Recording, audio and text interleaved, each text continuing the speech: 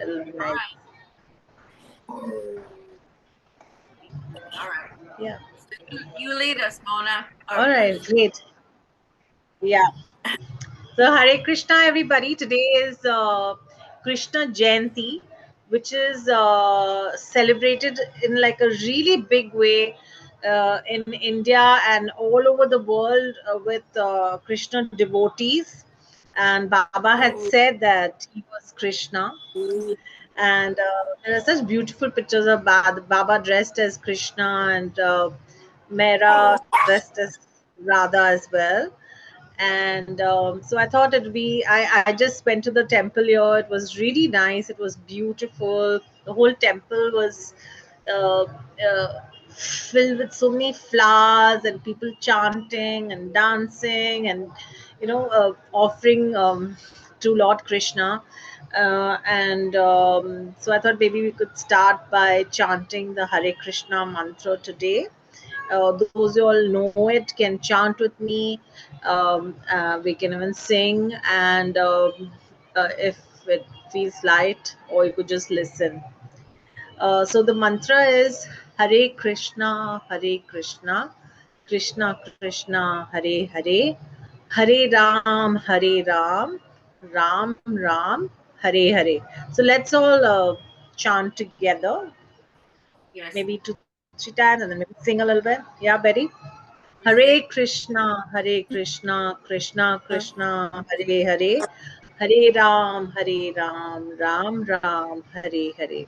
Hare Krishna, Hare Krishna, Krishna Krishna, Hare Hare, Hare Ram, Hare Ram, Ram Ram, Hare Hare. So they say chant and be happy.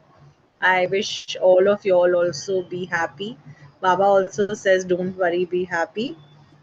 And I hope that all of you all can connect today to Lord Krishna and Baba and like just uh, feel his love. Krishna consciousness is, Yeah, we're having some all of us have a little of in us.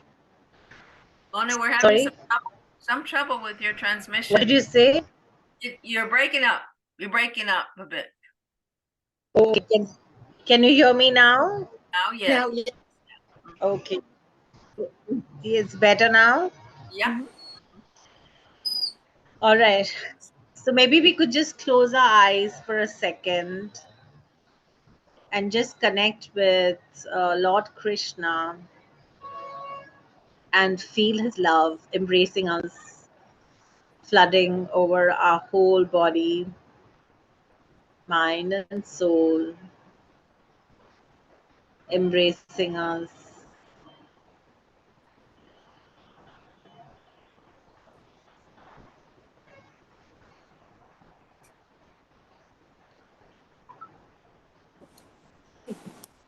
And, I'm going to read something. The meaning of Lord Krishna,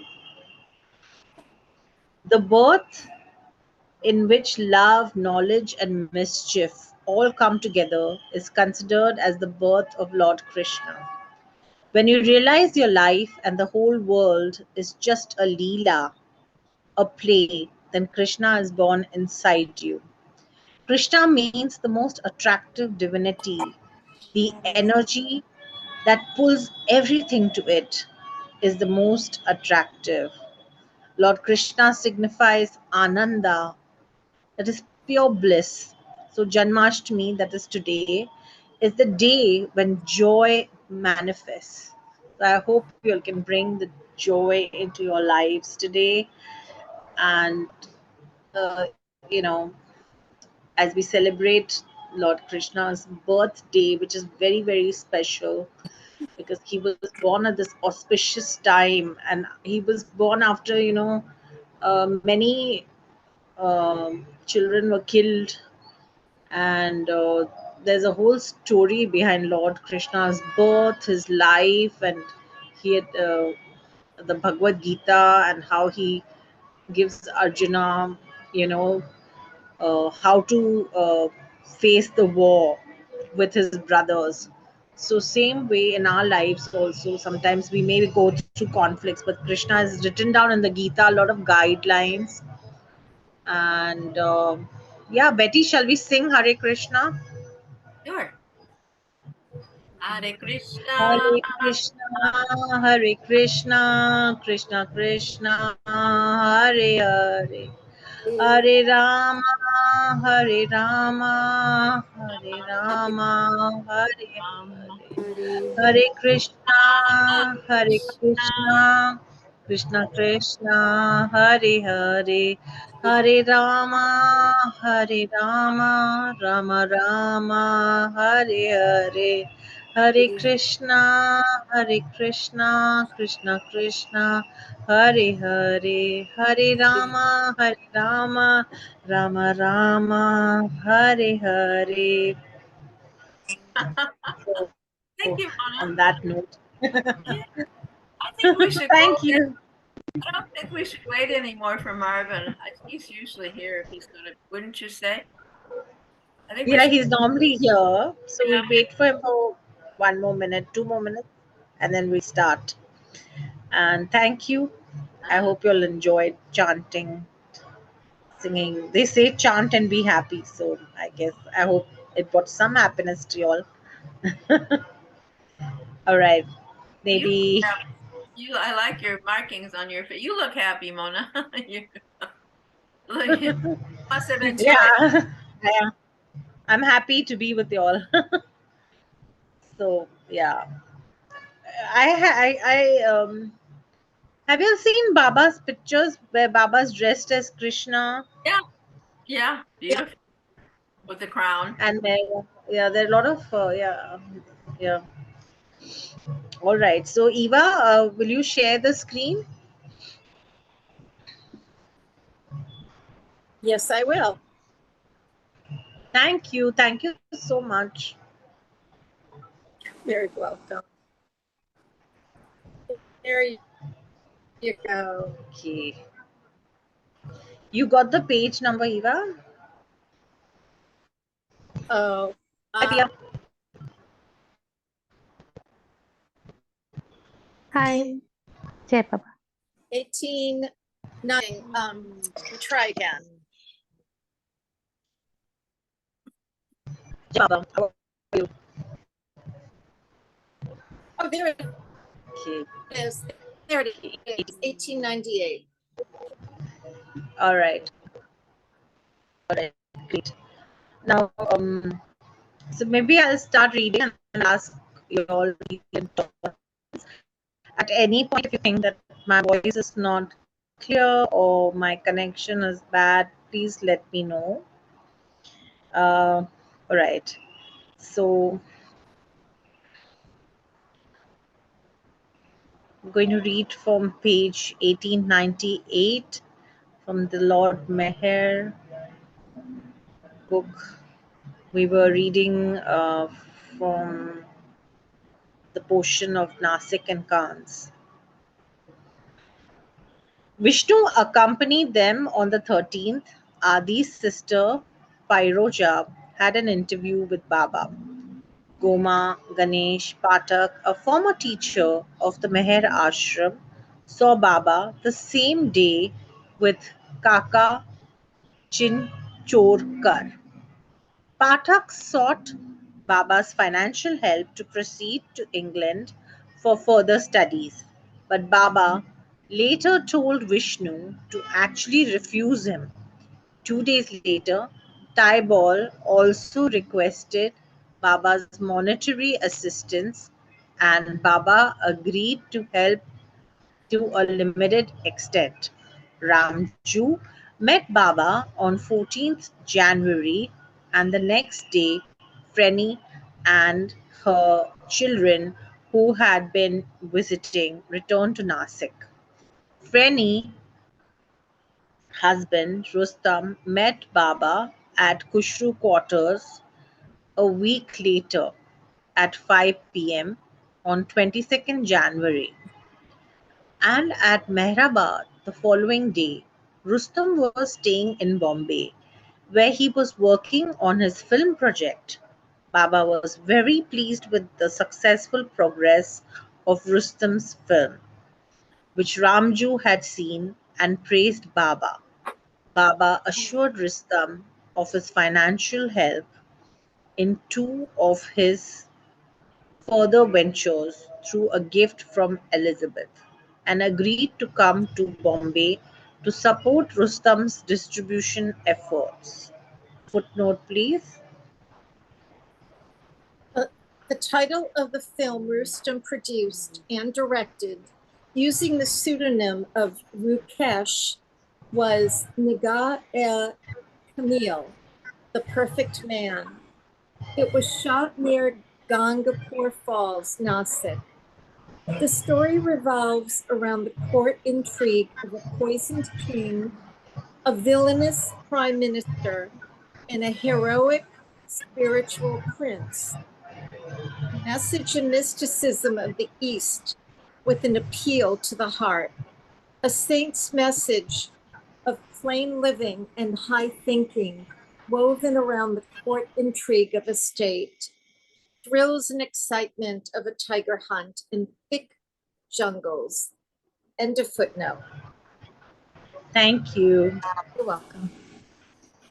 Kaka Chinchorkar had Baba's darshan again on 27 January 1938 and thanked him for his blessing.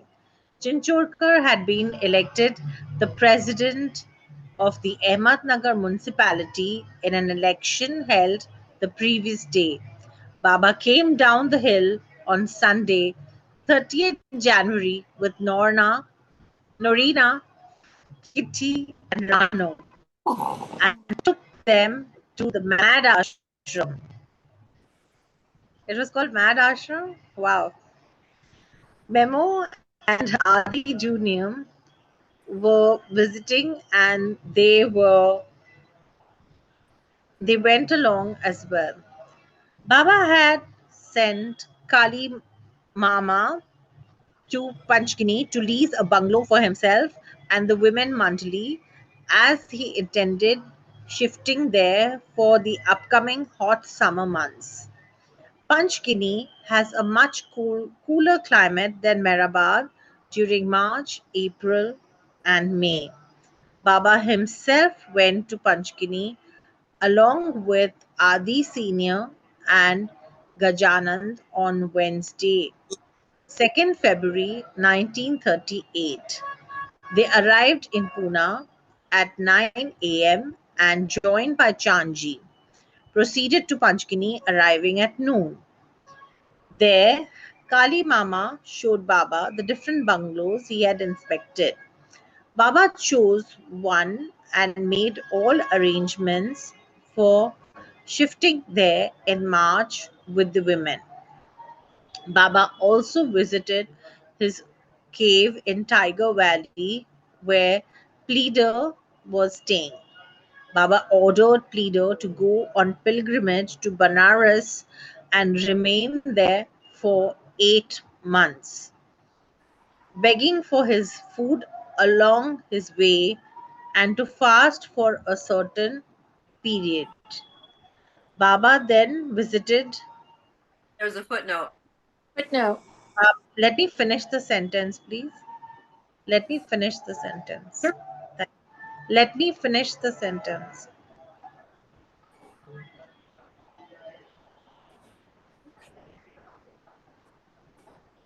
Okay.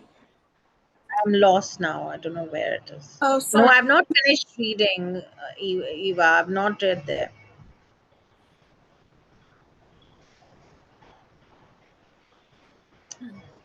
Do you know what is the last thing I read?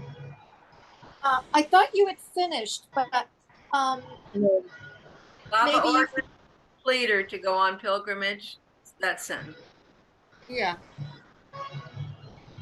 Baba ordered Pleader to go on pilgrimage to Banaras and remain there for 8 months, begging for his food along his way and to fast for a certain period. Yeah, footnote, please.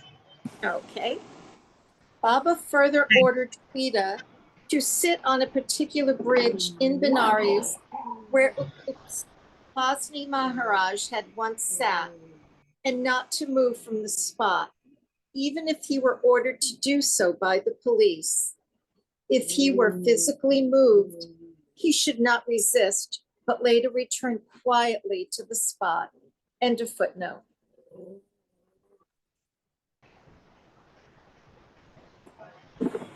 Baba then visited the Hindu high school where he met with the boys of the school and spent the night. He returned to Meherabad the following. Um, yeah, next page. Maybe read from here, Betty. Thank you. I just want to mention you about the Mad Ashram. There was a Mad Ashram. There was a must ashram was different, and there was for mentally ill. Yeah. Had you been there? Oh no, but we read about it. There was a separate. There the musts had their ashram, and the Mad had their section, I guess you'd say. Mad. Thank you. Margaret Crask's cable arrived saying that Mabel Ryan had died in England. Baba held the cable in his hand after it was read out and commented, "She has come to me. She is still here. Where else can she go? Only you do not see her, for being without her coat and hat on, you do not recognize her." Baba used to call Mabel his counselor, for he would often consult her while in Europe about his plans. There's a footnote. Mabel Ryan was such a well-respected and loved ballet instructor that after her death, an award was established in her memory for students of the Cecchetti method. End of footnote. Mabel was a lovely person, Delia once related, full of warmth of character and gaiety. Baba later wrote to the English group, "Be happy in the thought that Mabel is happy. She sees me all the time. She is near me, and in a very short time, she will be physically near me too. This has to be, for she is of my circle. None can realize how much I need those whom I have chosen for future work. You may feel you are struggling through Maya alone, but is this really so? Are you ever separated from me? Love knows no separation. I am nearer to you in the spot to which I have sent you than I would be if you were here and I had not asked you to be here. But struggle is good. Without it, how would Maya and illusion be defeated?" Ramju, Naval, Farram Working Boxwala, and Minu Baruch arrived from Nasik on, even maybe you should, oh, good. And Minu Baruch arrived from Nasik on 5th February 1938 to help with the birthday arrangements. The next day, Baba went to Kushru quarters to visit Gulmai and Piroja's daughter, Temi, who had chickenpox. Working tirelessly, Pendu survived everything for the birthday celebration. Working tirelessly, Pendu supervised everything for the birthday celebration, assisted by Vishnu, Kalimama, and Padri. Sarosh and Adi Sr. brought rented cooking utensils and vessels to Meherabad. Chagan was put in charge of the cooking, and Masaji was his main assistant. A tent was to be erected for the festivities, but due to heavy winds at the time, the work had come to a standstill. The cold weather was bitter, and the Mandali were hard-pressed to have everything ready on time. Frustrated, Pendu went to Baba and asked, "Baba, the wind is blowing furiously and the work cannot be carried out on schedule. What should we do?" Baba replied, there is a way. If you stop smoking for a few days, the wind will also stop and the cold will lessen. Therefore, those among the men who were accustomed to smoking cigarettes stopped during this period. Sure enough, within a short time, the winds died down and the weather turned mild. The work was completed, and everyone appreciated Baba's novel solution. Next page. Elizabeth Patterson arrived from America in Bombay on 15 February on the Conte Verde. Her dog Kippy, who had stayed with Irene Billow in Switzerland while Elizabeth was in America, accompanied her to India.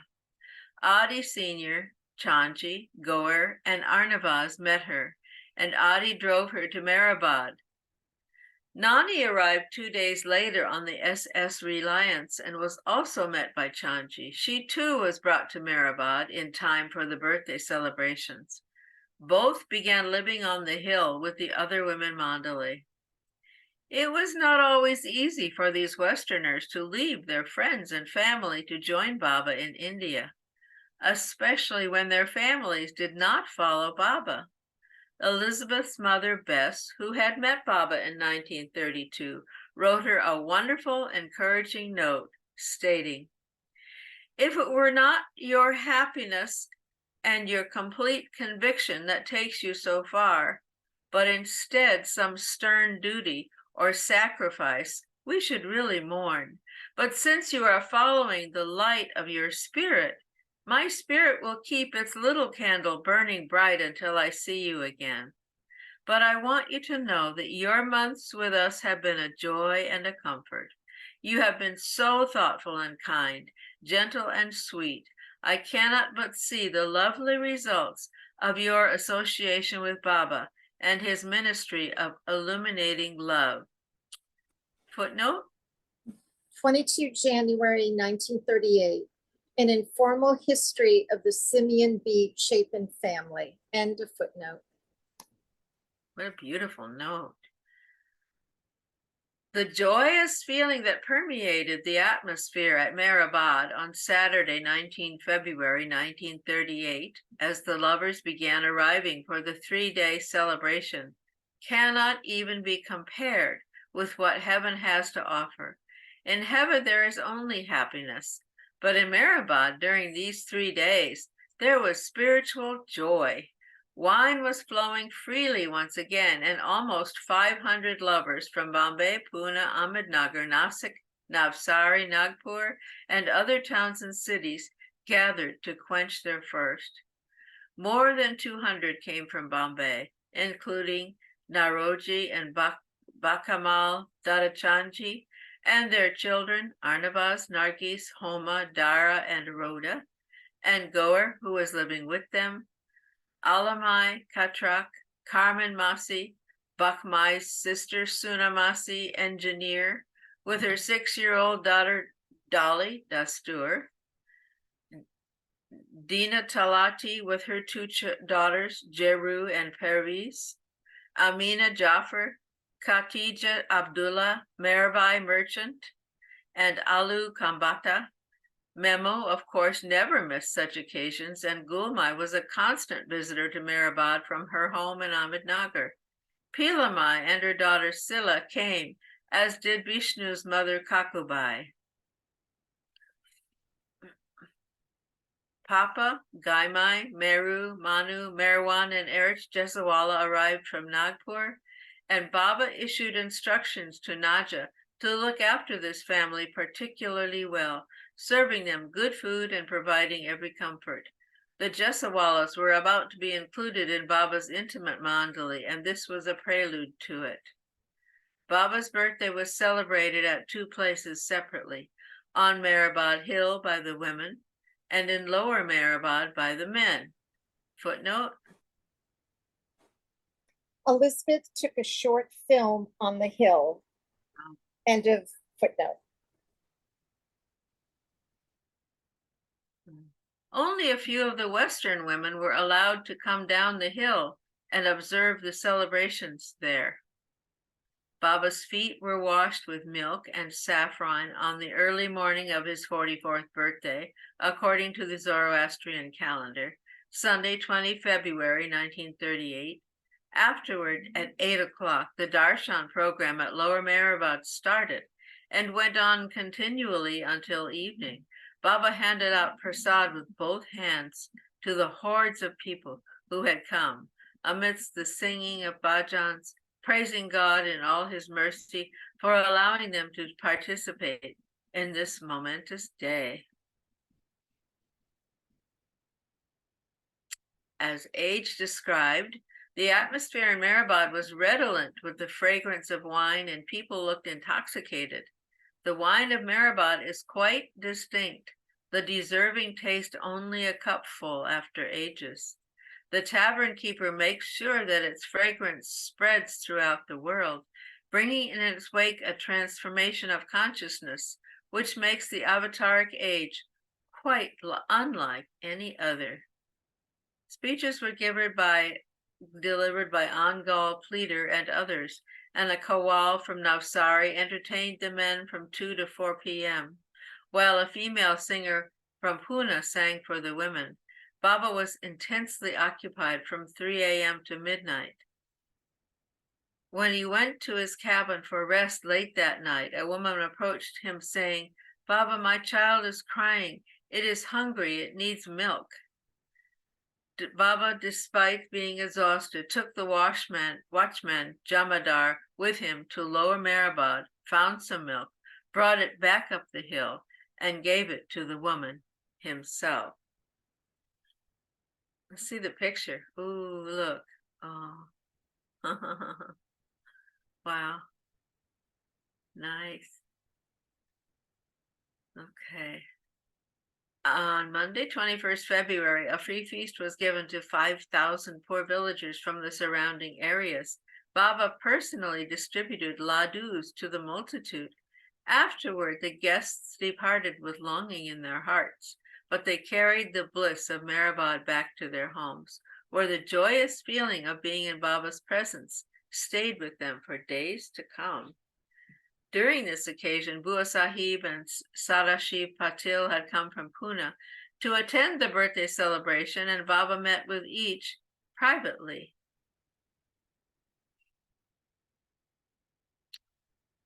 Okay. He again reminded Bua Sahib, "Your connection with me is very old, and I wish that you now permanently come and stay in Meherabad. You have been with me from the beginning. I no longer wish you to continue to reside in Pune. You won't have such an opportunity again this life." Bua Sahib declined Baba's offer, mentioning the businesses, toddy plantation, several toddy shops, a restaurant, that he had started since leaving Baba. Baba also wanted Sadashiv to move to Meherabad, but he too pointed out some household difficulties that prevented his moving. Baba again emphasized to both men, "I am giving you the chance of a lifetime.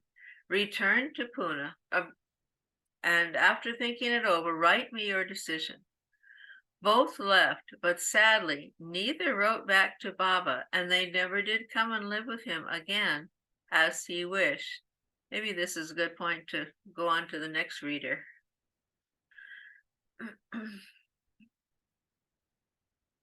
Want to choose one, Mona?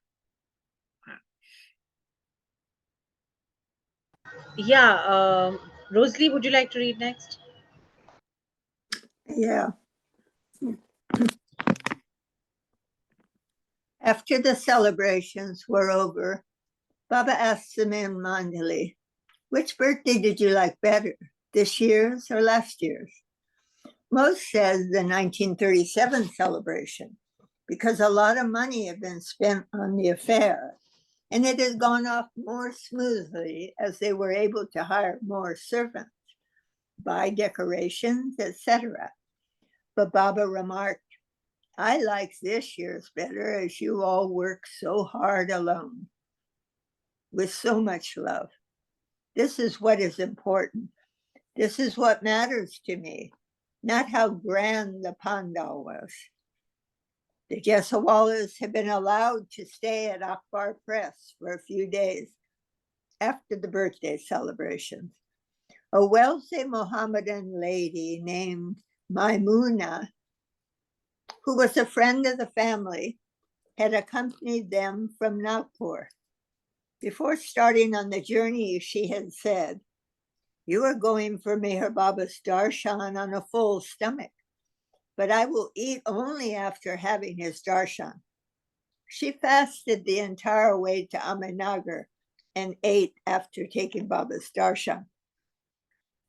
Baba would treat her kindly, and once he sent for her.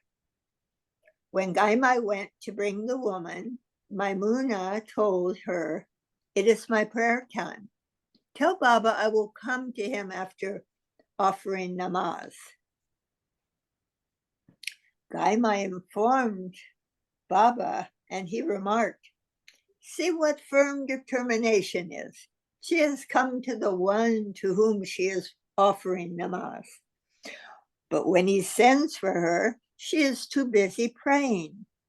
Had she come, she would have been lucky. But she is a slave to her fancies, and that prevents her from being a slave to me."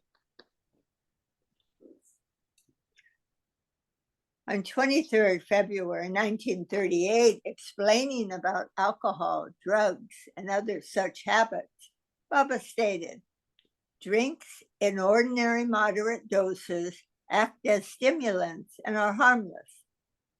If taken in excess, they are harmful. Drugs, whether in small or large doses, are injurious.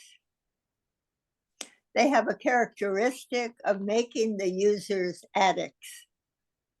Starting from small doses and very subtly, they tempt the partakers to increase the quantity indiscriminately until they cannot do without them and become addicted. Smoking has only the slight advantage of deriving superficial pleasure, which is temporary. But there are three distinct disadvantages: physical, mental, and habitual. Physically, it spoils the system, and mentally, it tortures one when unavailable. Remarking on the recent phenomena witnessed by the Mandali, that when they stopped smoking cigarettes, the weather turned congenial.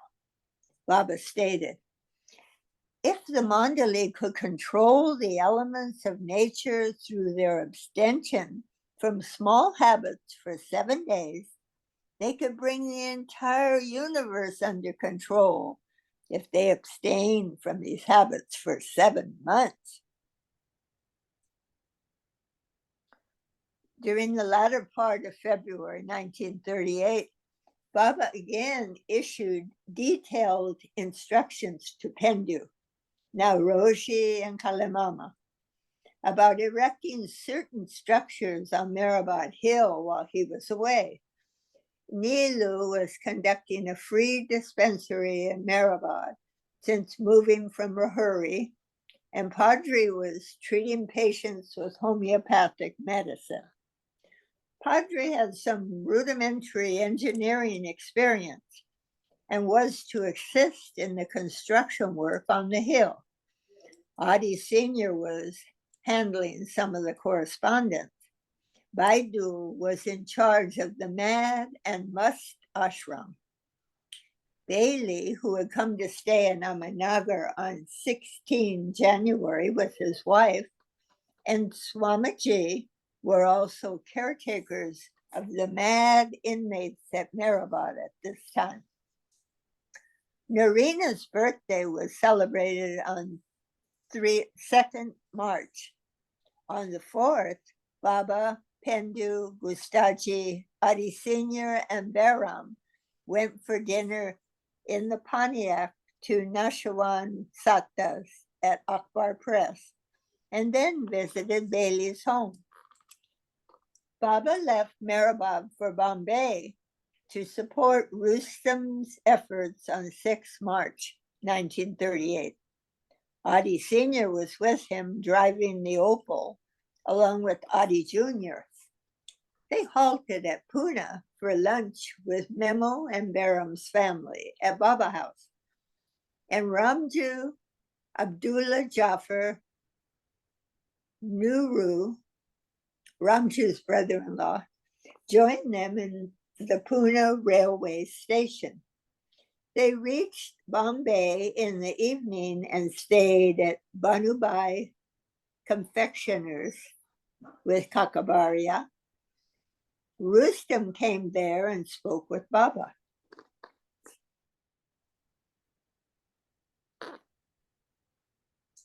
On the 8th, Franny, who was 8 months pregnant, came to Kakabaria's and caused a scene. Baba calmed her.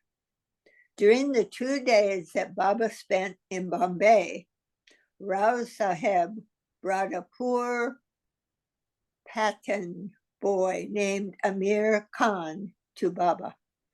Baba took him with him to Nasik on the 9th, where Baba met Dalit Mai. He had lunch there and spent the night before returning to Meherabad the following evening at 8 p.m. On the way at Sangamner, Baba met Babu Sakalwala, one of the early Kasba Peth and Manzilimi members who had gotten married. On the 11th, Amir Khan arrived at Meherabad by the night train. Adi Sr. took him to purchase clothes, and Bagara was ordered to teach him driving in a Morris car specially hired for that purpose. After assigning duties to each of the Mandali, Baba left for Panchgani on Monday, 14th March, 1938, in 3 cars. Baba traveled in Elizabeth Ford with Mera, Mani, Naja, and Khorshid. Tukaram drove most of the others. Sunamasi, Walu, Kitty, Rano, Elizabeth, Narina, and Nani in Sarosha's Pania. In Adi Senior's Opal rode Gulmai, Shireen Mai, and the boy Amir Khan. On the way, Elizabeth's car had a puncture. They stopped at Vishnu's paternal aunt's home in Boudoir, Peth, for lunch, and Adi saw to the repairs of the Ford.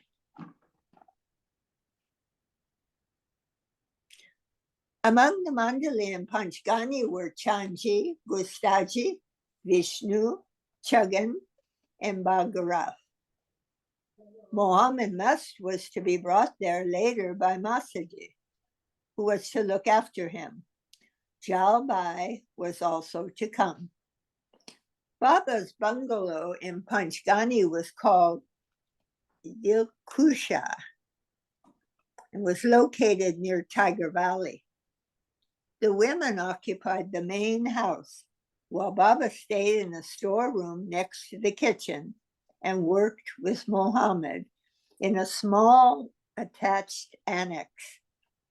Tata screens were erected in the compound to ensure the women's privacy. The Mandali were first accommodated comfortably in rooms at the Hindu high school, but after a week moved to the small, cramped Bella Vista cottage, a short distance from Dilkusha. As Chanji noted in his diary, 16 March 1938, the Mandali always have to put up with inconveniences and discomforts of uncouth lodgings and unpleasant surroundings wherever they move with Baba. But Chanji also pointed out the room Baba chose for himself was, quote, not only the smallest and simplest, but also the shabbiest, being left untouched after it was last used by the servants. It had no windows, but only a door, and was being used as a storeroom. What a place for the master of the 3 worlds to stay in. Baba visited the Mandali's cottage for the first time on 25th March, and also met a few individuals who had been repeatedly requesting to meet him. All others were informed that Baba's darshan would be available every Thursday from 4 to 5 p.m. In Panchgani, each of the women was ordered to meditate for a certain period each day. Baba took the women on several outings to Mahabaleshwar, and he showed them Shivaji's fortress at Pratapgarh as well on the 28th. Since there had been unseasonable rain and thunderstorms recently, the day before the outing, Baba discussed in detail contingency plans with the Mandali. In too much detail, it appears, from what Chanji wrote. Although the weather is all the time cloudy and it rained heavily, Baba didn't give up the idea of going to Pratapgarh, but rather tenaciously stuck to it. He devised means and alternatives in case it rained tomorrow, before or even after they leave here for Pratapgarh, adjusting the day's program according to the whims of the sultry weather. The minute details about all these arrangements that he bothered about the whole day would drive anyone crazy. But on the 28th, the weather turned out to be clear, and Baba went to the ancient fort with the women, leaving at 5 a.m. and returning at 6 in the evening. Kaka had been sent with Pleader to Benares, and he returned alone to Panchgani the same afternoon and reported to Baba. Adi Sr. also arrived that day from Nasik, where he had been urgently called to help deal with Frainie's troubled state of mind. And beautiful picture of beloved Baba.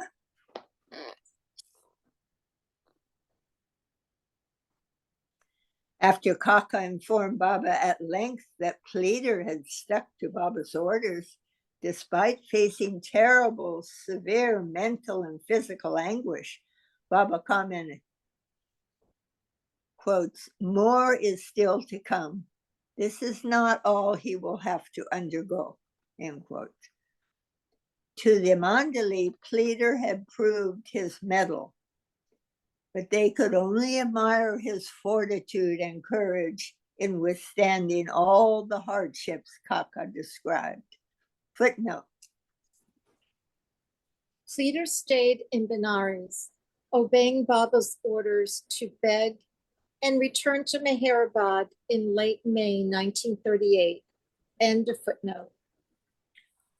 Okay, this is the hardships described by Kaka. On the 28th, a 5-foot-long snake was seen outside the women's kitchen with a sparrow in its mouth. Baba was called, and he came with a few of the men. One man struck the snake on its back, and it released the sparrow, which flew away. Baba gave the final killing blow, crushing its head. Later in the evening, after dinner, he remarked about snakes. Unless a snake is killed by a human being, it remains always a snake. Never leave a snake wounded, as it takes a long time for it to die. Once wounded, a snake will always remain near you to be killed outright. Wow.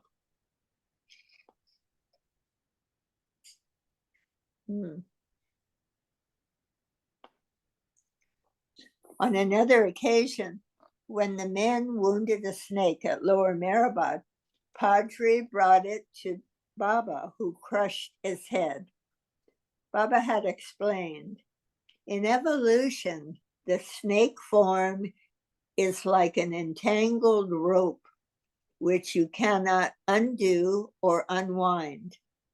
However, if it is killed by a human being, the knot, quotes in quotes, the knot untangles itself and the soul is free to continue on its way through evolution.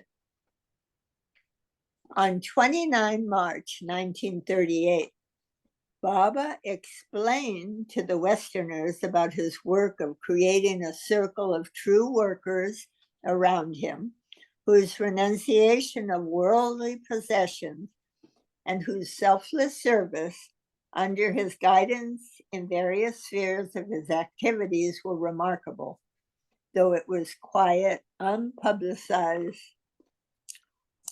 unknown.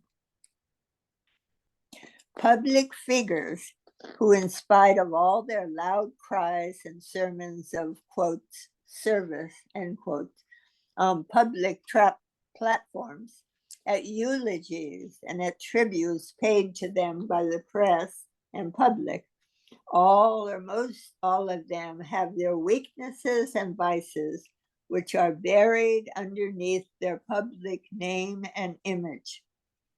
Compared to these loud speakers, my mandali are jewels, many of them suffering not only physically, but mentally all the time.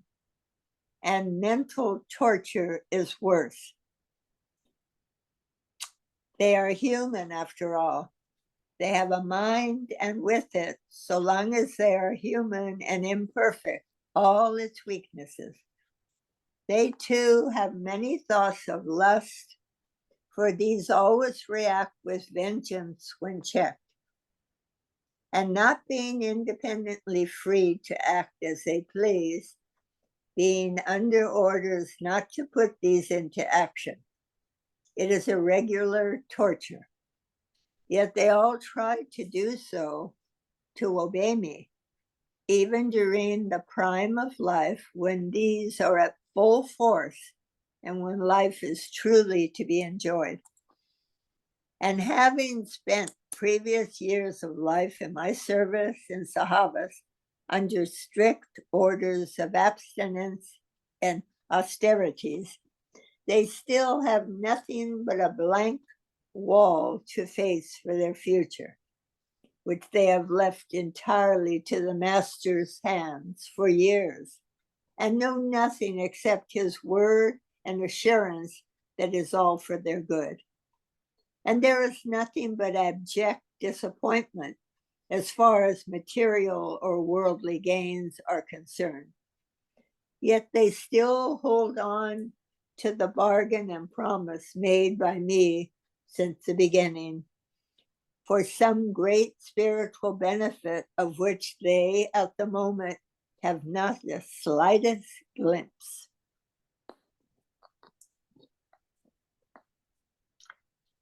Since Baidu was at Meherabad, yeah. Thank you. Eugene, would you like to read?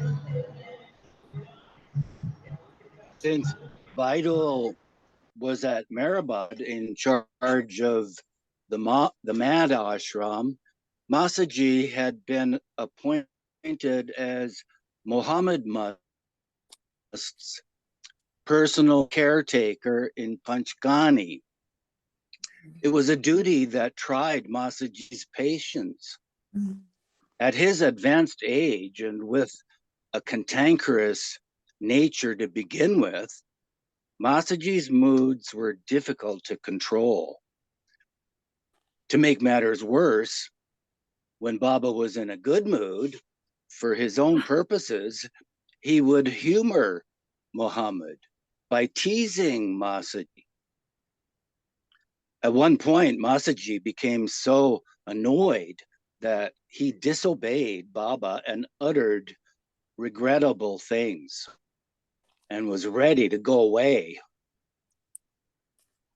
Baba, typically in such situations, showed indifference. Who cares if you go? He gestured. Who needs you? If you leave, 100 of your fathers, meaning better than you, 100 of your fathers will come prostrating to serve in your place. But then Baba would lovingly forgive Masaji and tell him, if someone taunts you and you sulk, it is understandable.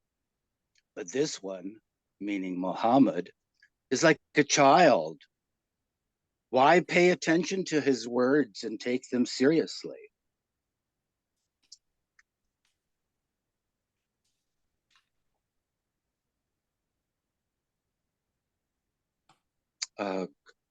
Could you scroll, please?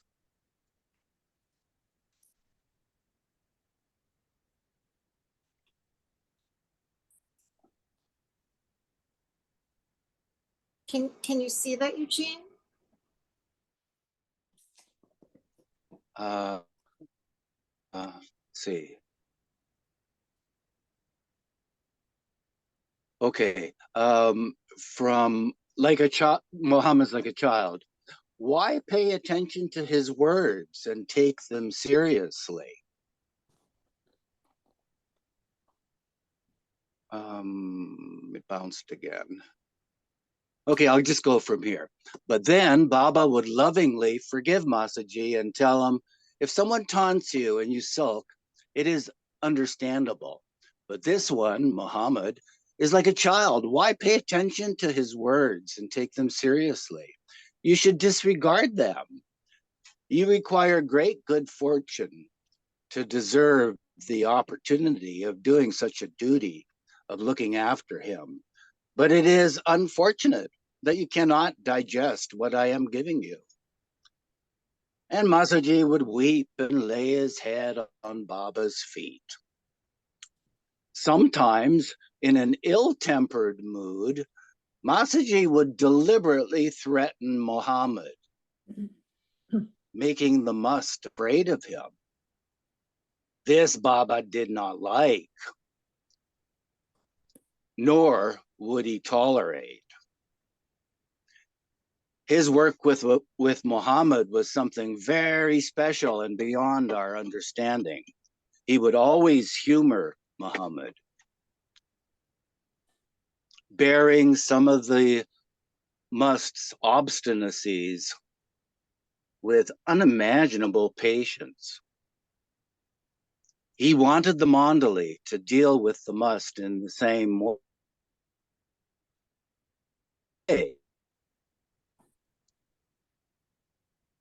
Whoops, sorry, I touched something.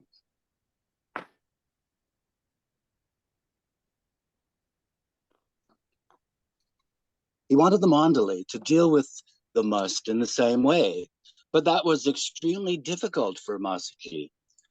Finally, on 1 April 1938, Baba instructed Vishnu to write Baidul to send the servant Talia to look after Muhammad in Masaji's place. In Panchgani on the previous morning, the 31 March, Baba sat in seclusion in his room from 10 to 11 o'clock.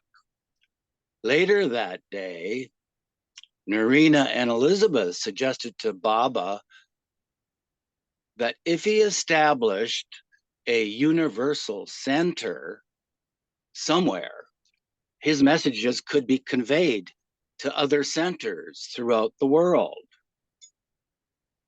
And if he were more publicly known, enthusiastic workers would have a chance to actively spread his messages among the masses. In reply, Baba stated, "It is a good idea indeed, but by attaching to it great significance or giving it too much importance, it develops into a regular organization or system. And I do not wish to limit myself or bind myself with any such thing.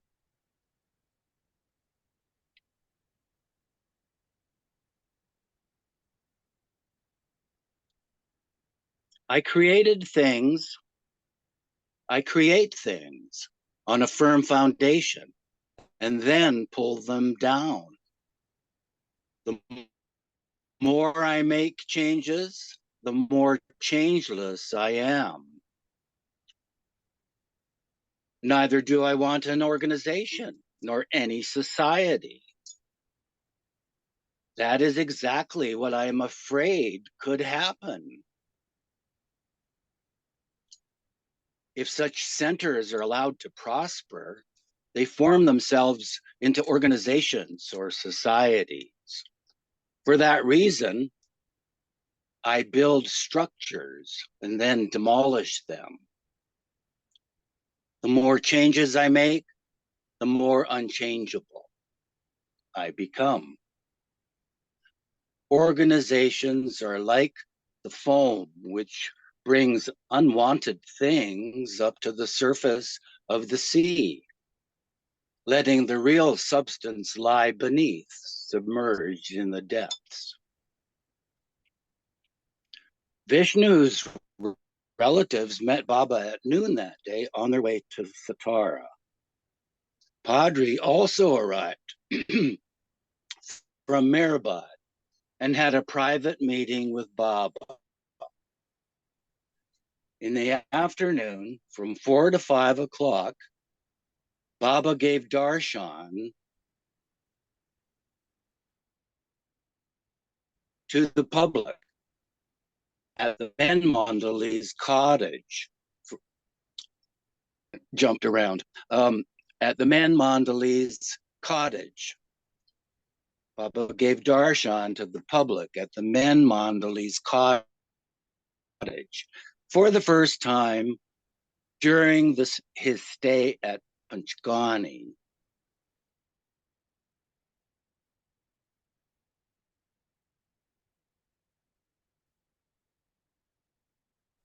While discussing future plans, Baba revealed some of his own characteristics in working, as well as those of other past avatars.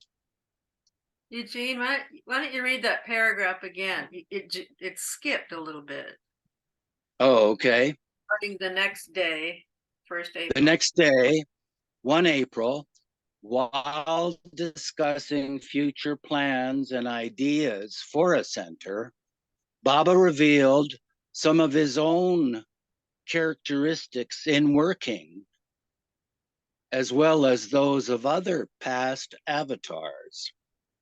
Vagueness, building plans in the air, regular shifts from one place to another, and changes from one plan to another are the principal traits and characteristics of all the avatars. If one reads the lives of avatars like Ram, Krishna, Buddha, Jesus, and Muhammad, if one minutely marks the trend of events throughout their lives, it will be found that they had no definite program or any scheme or organization, except a purpose to spread their teachings and impress upon humanity the worthlessness of the world and worldly life through the very vagueness of their own plans and schemes. For ordinary people involved in organizations, definite plans are necessary to maintain the organizations according to the funds available. For this, plans are to be made in advance, all arranged ahead to establish the organization and conduct it.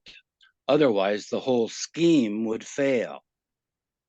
But in the case of the avatar, quite the contrary is true.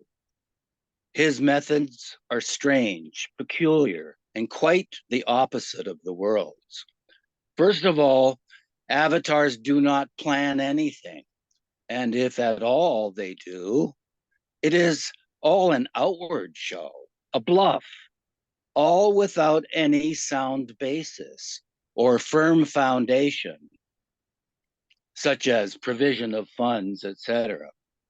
All is in the air with the risk of apparent failure at any moment.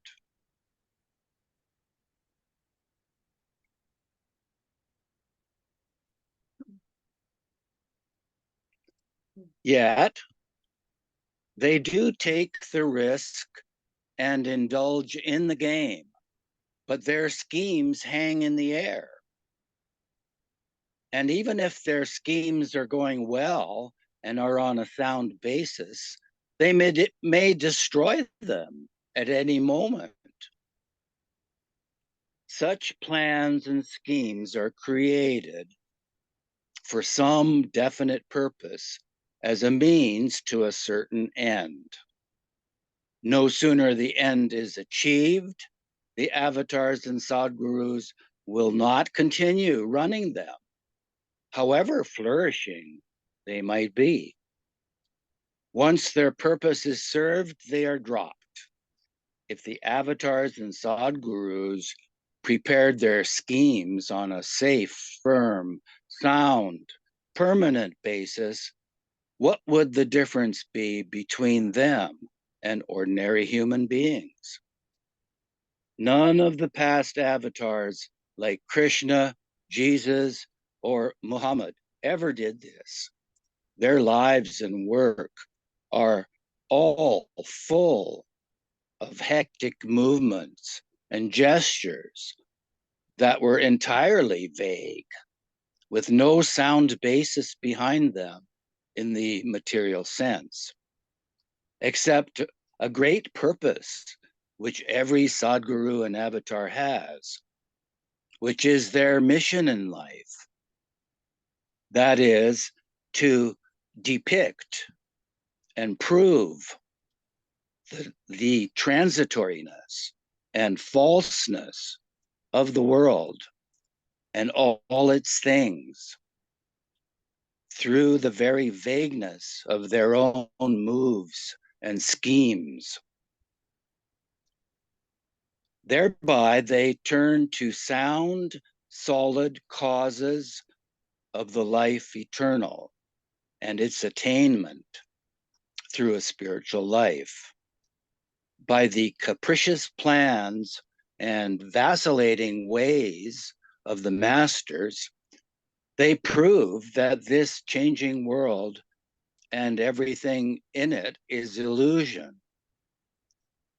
They then lead the aspirants toward the stable and lasting values of the spiritual life and guide them toward realization.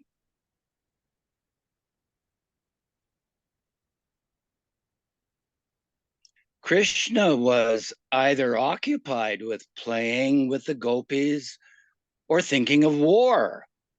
Jesus, too, had no definite plan. Reread the Sermon on the Mount.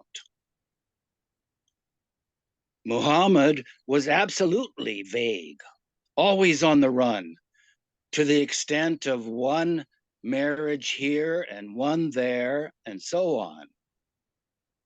All vague, but all the same with a definite, precise purpose behind it.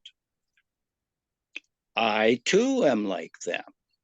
I build on sand or in the air, planning schemes without at times a penny in my pocket or without any definite arrangement for future maintenance, if started at all.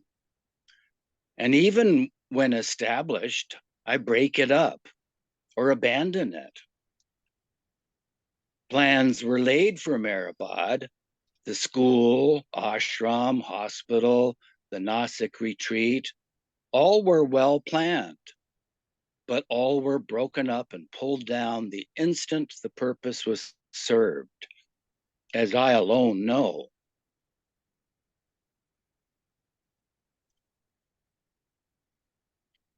Nomadic people probably understand this very well, but people cannot grasp it and misunderstand. That is how the avatar's work is always misunderstood and misjudged by the world. The work of the avatar always goes unappreciated in his lifetime. So it is with mine.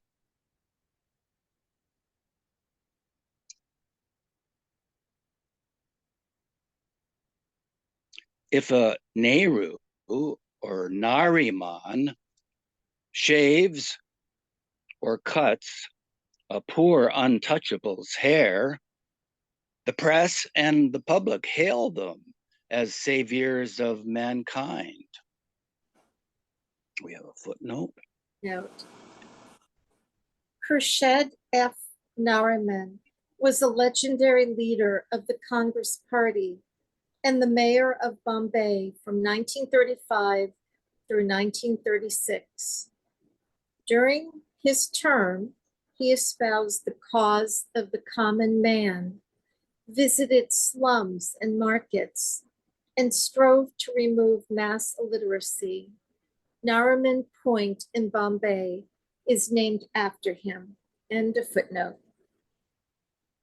Thanks, Eva.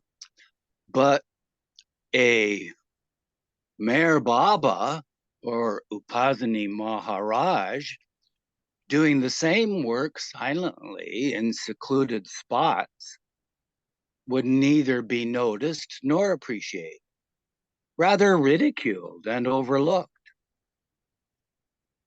On the contrary, they would be criticized. Such is the world, going after glamour and outward show, and giving undue importance to ordinary things because they are being done by individuals who in the public's eyes are great. Norna and Elizabeth further discussed the idea of establishing a center and told Baba, for ourselves, it is not necessary, but it will be necessary for the other Western women who will be coming. Baba replied at length, yes, I know. You are not thinking of yourselves. You are supremely happy as you are. Kitty cooks, Norina types, Ronald paints, and does other work. Elizabeth writes and is engaged in various chores. I also know that you will go on living like this willingly, in whatever circumstances I keep you. You do not like the show and regular routine of ceremonies, etc., as in other ashrams, and only wish to be near and with me. It is also true that many women in the West want to come to stay with me and share in my work. And for them, a center is necessary for the purpose of their work and as a means to my work. There is no center for the women who are going to come here to stay. Although we have Mehrabad, there is no arrangement for anyone wishing to come and stay there. Besides, for other reasons also, Mehrabad is unsuitable and inconvenient. It is dry due to lack of rain. It is desolate, and the heat makes living there difficult throughout the year. No one, especially the Westerners, will be able to stay and work there during the summer. Too much heat saps the energy, so much so that even my old Mandali are now tired, dull, and not as enthusiastic as before. Rather, I find them void of any feelings at all. Moreover, scarcity of water is a constant problem and serious handicap there. Even if I wish, I cannot spend on development at Mehrabad as there is no guarantee of finding water. And without water, we cannot do anything.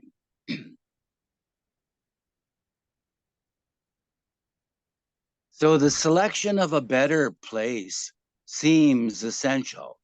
A change of place will be good for the physical and mental well-being of all. It is hard to leave Mehrabad after all these years of having stayed there. But once we are accustomed to a new place, we will find it easy and better. But where should we go? Considering all viewpoints, Mysore seems the best. The climate is good, the water is plentiful, and the state sympathetic. For me, distance does not count. I can come back this way after 6 months to see my lovers here so that they do not feel cut off and then return. But how to arrange all this? The problem of meeting expenses and finance, though difficult, is not impossible for a trial period of 6 months. Launching big schemes and putting them into execution after arranging the finance and other things first is the way of the world. Seeing to first things first would be the ordinary process. But to launch such big projects, undertaking them without funds in hand or expectation of any, thus taking great risks, is the way of the avatar. I prefer doing it that way. I like it and do it. So we should endeavor to tackle the problem of shifting headquarters also in this way. If the plan materializes and is a success, good. But if it is not, what harm is there? Let's wait and see. When Meher Baba was in Mysore in 1936, he had come into contact with Sir Mirza Ismail, 55, the Dewan or chief minister of the princely state of Mysore, and Subramanya Iyer, another influential individual. Footnote: Mirza Ismaili, although a Muslim, was a childhood friend of the Hindu Maharaja of Mysore, who was a generous and saintly person. Ismail was a strong, extremely capable prime minister and was responsible for much of the development and beautification of Mysore and Bangalore in the 1930s. At the time, Mysore was considered the best run native state in India. End of footnote.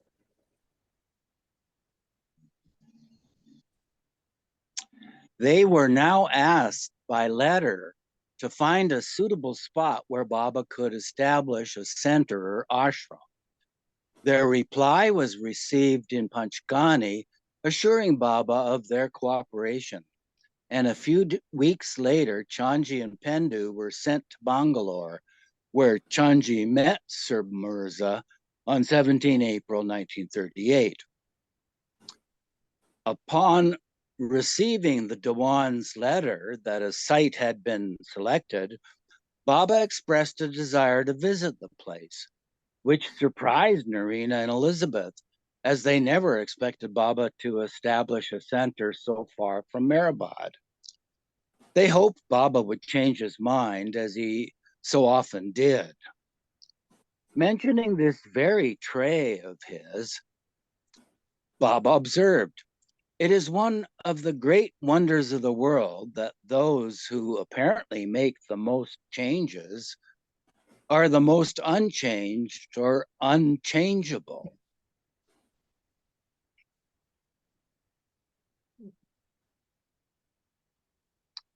This also proves another fact. What is apparent is not real. Norina, Elizabeth, and the Mandali suggested various places for creating a center, including the Himalayas, Mount Abu, Nilgiris Hills, and other scenic locations. In reply, Baba remarked,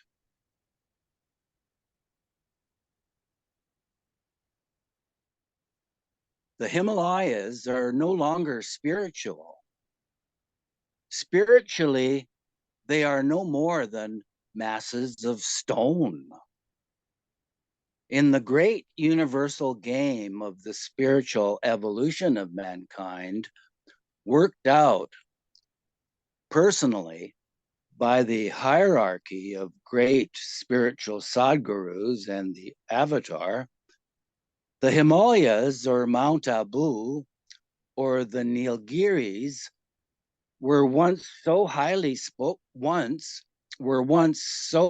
spoken of and recognized and revered by the world as the homes of great rishis and saints. It was called the land of the rishis, the abode of sages and saints. But now they have no greater part to play in the work, nor have any greater importance than huge heaps of rocks.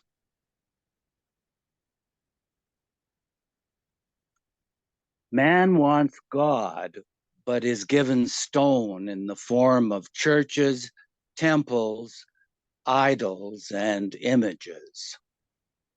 They are now all corrupt, considered once as places of worship, but they have turned into pitiable centers of business for their caretakers. The places of God's prayer, worship, and love have changed into places of business. Thus are the names of God and religion besmeared, bringing ultimately to humanity natural calamities such as plagues, pestilence, famines, and other curses of nature, with untold miseries on humanity in their wake. So it is for this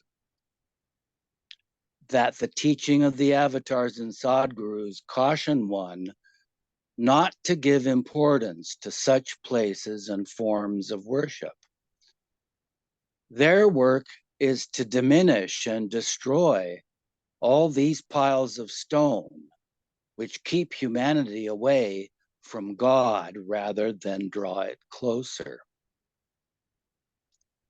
Vital Bokre came from Pune to meet Baba on 2 April 1938. The same day, Baba announced that he would be sitting alone in seclusion during certain hours every morning, and none of the men were to enter a proscribed area while he was doing his work. While in Panchgani, Baba would give darshan once a week on Thursdays to his lovers in nearby towns. I didn't emphasize that right, but it's okay.